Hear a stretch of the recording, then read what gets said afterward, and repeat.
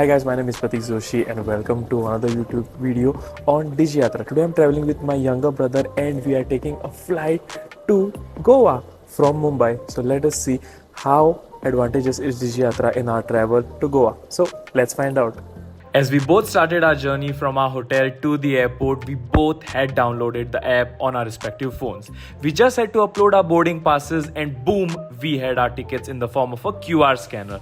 Just a point to note here is that we both had to use separate DigiYatra QRs. No chance we can have two or more tickets on the same DigiYatra phone.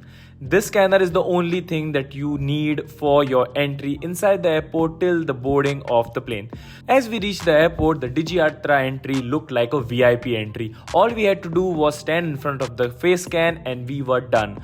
Going inside, we proceeded to the airline luggage check-in, and once it was our turn, all we had to do was show the airline guys our QR codes, and that was enough.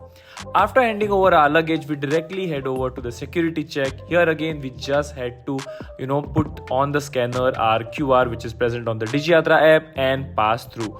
After submitting our luggage for security and getting checked thoroughly ourselves, we again had to pass through another scanner before we actually reached the boarding gates. Our flight was on time, so didn't get much of a chance to roam around and shop a lot. Directly we went to the boarding gates and showed the scanner and got entry to the plane. So yes, that is how my brother and I traveled to Goa from Mumbai like VIPs. So that is it for this video. Hope I was able to help you guys out with some of your travel issues with respect to like the queues and stuff at the airports. I'll be seeing you for the next video. So until then, be happy, stay safe and take care of your loved ones.